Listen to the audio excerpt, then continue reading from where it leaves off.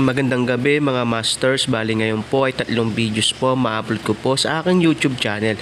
Tama nga mga masters, 3 videos nga po ma-upload ko po. Yon, what's up mga masters? Nandito na naman tayo sa panibagong araw, panibagong kabanata na naman ang pagsasama-samahan natin ngayon guys.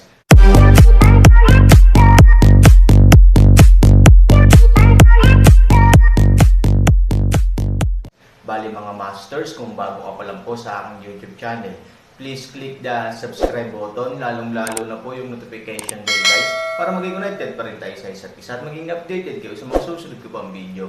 Bali mga masters, bago natin umpisahan ng kwento ay mag-shoutout po muna tayo para sa mga solid nating tagapakinig. Shoutout kay RB Tuya, shoutout kay Jeps, shoutout kay Norlisa Sugay, shoutout kay Rompino JR. Yun na nga mga masters, no? Bali hindi na ito patagalin. In 3, 2, 1, let's go! Mga masters, baka pwedeng hindi tayo mag-skip ng ads. Salamat mga masters.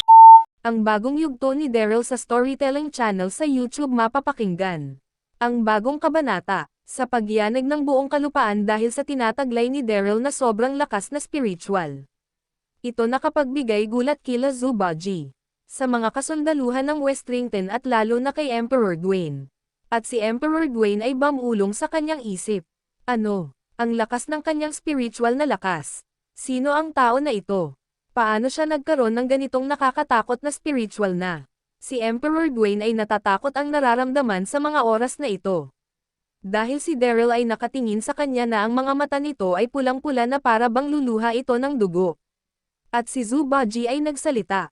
Brother Daryl, ang iyong lakas ay napakalakas na kahit ako ay hindi ko na ito matutumbasan. Paano mo nalinang ng ganyan kalakas ang iyong spiritual? Sa bagay dati pa naman hindi ko na mahabol-habol ang tinataglay mong spiritual na lakas. Na kahit palakasin ko pa ito sa mga nagdaan na taon.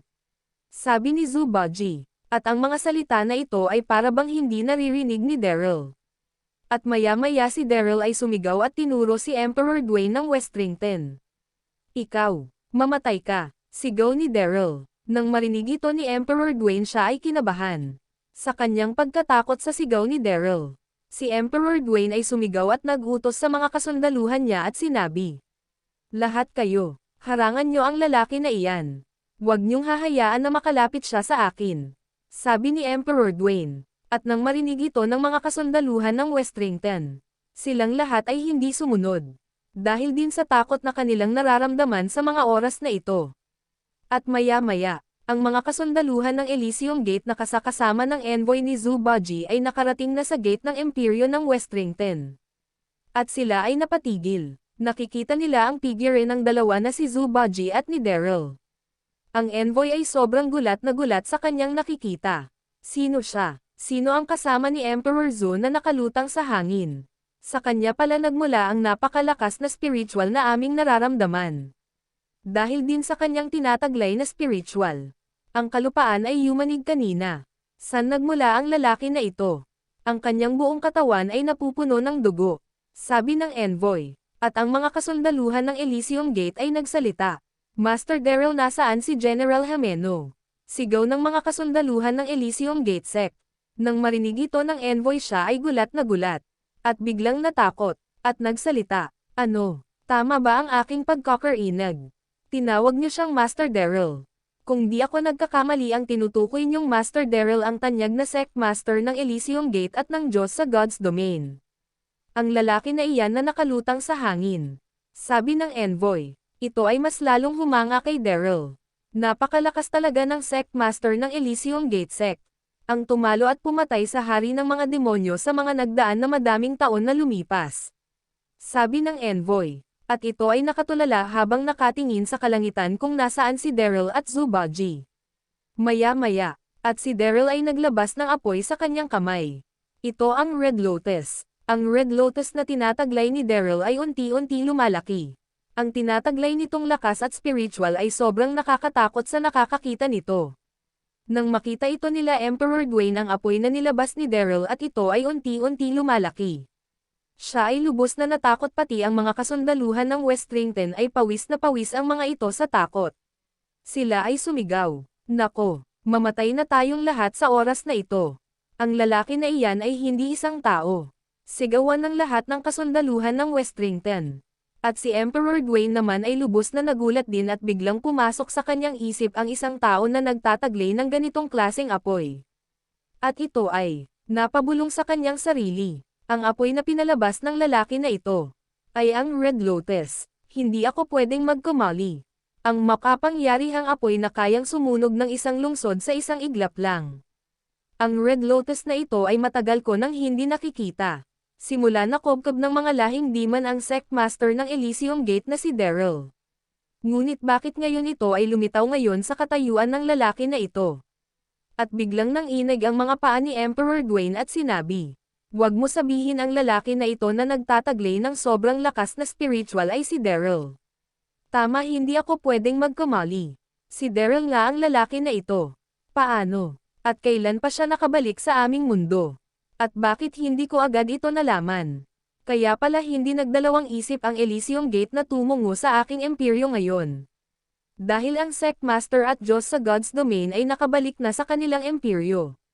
Siya pala ang kanina pa nakikipaglaban sa aking mga kasundaluhan. Ngunit ang kanyang spiritual na lakas ay average lamang. Ngunit ang kahusayan nito sa pakikipaglaban ay sobrang nakakamangha. Kaya pala ganon na lang kahusay ang lalaki na ito dahil siya pala ang sect master ng Elysium Gate na si Daryl. Pilit niyang tinago sa akin ang kanyang tunay na kakayahan. Tapos na talaga ang aking paghaari sa Westrington. Ang Diyos ng God's Domain at sect master ng Elysium Gate. Pala ang lalaki na ito. Bulong ni Emperor Dwayne sa kanyang sarili. Si Emperor Dwayne ay napaihi sa kanyang salawal, at maya-maya. Si Daryl ay sumigaw. "Mamatay kayong lahat." Hinimok lahat ni Daryl ang kanyang spiritual na lakas. At ito ay sinama niya sa Red Lotus. Mas lumakas ang tinataglay na spiritual ng Red Lotus. Ang madilim na kapaligiran ay lumiwanag. At ang mga kasundaluhan ng Westrington ay mabilis na tumakbo palabas at sumisigaw. Bilisan niyo, wawasakin niya ang imperyo ng Westrington. Ang mga kasundaluhan ay nagtungo sa harap ng gate ng Westrington. At nakikita ng envoy at ang kasundaluhan ng Elysium Gate ang mga kasundaluhan ng Westrington. At laking gulat ng mga kasundaluhan ng Westrington, na nasa labas ang mga kasundaluhan ng Elysium Gate. At sila ay nagsitigil. Nako, tapos na. Masusunog tayo sa loob ng imperyo na ito. Sigawan ng lahat. At si Emperor Dwayne ay nawala sa ulirat at ito ay nakatingin ng mabuti kay Daryl dahil sa pagkatakot. Hindi ito makakilos. At si Daryl ay sumigaw.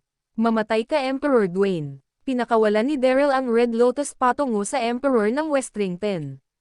At si Zubaji ay biglang sumigaw. "Kayong lahat ng kasundaluhan ng Elysium Gate. Magsikilos kayo ng mabilis at lumayo sa imperyo ng Westrington." Sigaw ni Zubaji. At nang marinig ito ng mga kasundaluhan ng Elysium Gate, sila ay natakot sa mga oras na ito. At mabilis nilang pinakilos ang kanilang mga sarili at tumakbo papalayo sa imperyo ng Westrington.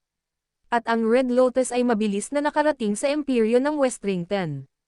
At sa harap ni Emperor Dwayne, nakikita niya ang mapanganib na apoy na babalot sa buong imperyo ng Westrington. Ito ay napamura, at sinabi, "Kinararangal kong mamatay sa loob ng aking imperyo. Hindi ko pinagsisihan ang lahat ng aking ginawa. Ako ang Emperor ng Westrington na si Emperor Dwayne." Sigaw ni Emperor Dwayne habang ang buong katawan nito ay nilamon ng apoy ng Red Lotus. At ang Red Lotus ay tumama sa buong imperyo ng Westrington. Ang mga kasundaluhan ay humihiyaw sa sakit, ang mga libo-libong kasundaluhan ay nasusunog sa mga oras na ito. Si Emperor Dwayne ay nasusunog din sa mga oras na ito. Ngunit pinipilit nitong hindi sumigaw sa sakit, dahil bilang isang emperor ang kanyang katayuan ay napakataas. At ang pagkatao nito ay sobrang mapagmataas na kahit na sa huling hininga niya, si Emperor Dwayne ay mamalaki peren. At sa isang iglap ang buong imperyo ng Westrington ay nilalamon ng apoy mula sa makapangyarihang Red Lotus na tinataglay ni Daryl. Ang mga kasundaluhan ng Elysium Gate sect ay sobrang takot nang makita ng dalawang mata nila kung paano sinusunog ng Red Lotus ang buong imperyo ng Westrington. At ang envoy ay sobrang hindi makapaniwala. Sa isang iglap ang libo-libong kasundaluhan ng Westrington. At ang emperor nito na si Emperor Dwayne ay namamatay sa loob ng kaharian sa isang pag-atake lamang. Ang sigawan sa loob ng imperyo ng Westrington ay patuloy pero naririnig sa labas ng imperyo ng Westrington. Ang mga sigaw ay mga namamatay. Umalangaw-ngaw ang sigaw ng libo-libo kasundaluhan na dahan-dahan nagsisimatay. At si Zubaji ay nagsalita.